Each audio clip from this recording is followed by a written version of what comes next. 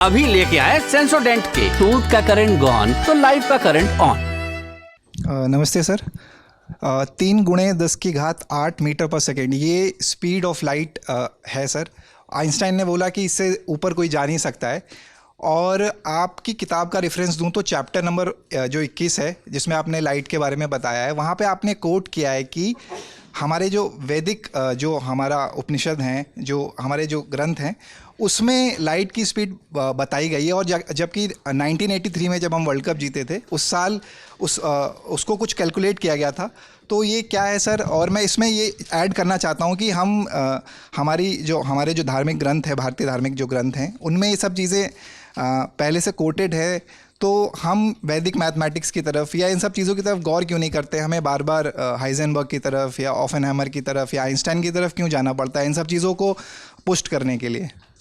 नहीं, ये बहुत अलग अलग विषय हैं। देखिए, जो न्यूटन, आइंस्टीन, हाइजेनबर्ग ने काम किया है वो हमारे जो ग्रंथ हैं उनमें वो नहीं है, कतई नहीं है। तो हम ऐसे नहीं कह सकते कि हमारे यहाँ पहले से मौजूद हैं, ऐसी बात नहीं है। न्यूटन ने जो किया है ना, न्यूटन 1667 वगैरह में उनका स्वर्णिम काल कहा जाता है, उस आसपास में जब उन्होंने बहुत सारी चीज़ें विकसित की। न्यूटन का नियम और ग्रेविटेशन और ये सब चीज़ें उसी सब आसपास की हैं, 17वीं शताब्दी। और उनसे बहुत पहले भास्कराचार्य का एक श्लोक बड़ा प्रसिद्ध है, मैंने अपनी हिंदी भौतिकी की समझ में उसको लिखा है, कॉन्सेप्ट्स ऑफ फिजिक्स में नहीं है वो, जिसमें उन्होंने बताया है कि जो धरती है उसमें एक स्वाभाविक रूप से आकर्षण करने की शक्ति होती है और उसी के कारण से चीज़ें जो होती हैं वो फॉल करती हैं। तो जो एप्पल की कहानी है, सेब की कहानी है कि वो फॉल किया और उससे न्यूटन को आइडिया आया कि ग्रेविटेशन होना चाहिए, उन्होंने बोला। और वो तो हमारे यहाँ उसके 600 साल पहले ही भास्कराचार्य ने लिख करके इस बात का काफ़ी प्रचार किया जाता है। लेकिन न्यूटन की महानता इस बात में नहीं है, न्यूटन के साथ ये अत्याचार है कि उन्होंने सेब को गिरते हुए देख करके उनको ध्यान आया कि अच्छा, धरती चीज़ों को खींचती है। ये तो बच्चे को ख्याल आता है और आज से नहीं आता है, जब से लोग सोचने समझने लायक में तब से आता है। न्यूटन को इसके लिए क्रेडिट नहीं देना है। न्यूटन को क्रेडिट इसलिए देना है कि उन्होंने उसका न्यूमेरिकली Gm1m2/r², इतने न्यूटन का फोर्स वहाँ लगता है, भास्कराचार्य के इसमें नहीं है। 1/r² का डिपेंडेंस है, भास्कराचार्य में नहीं है।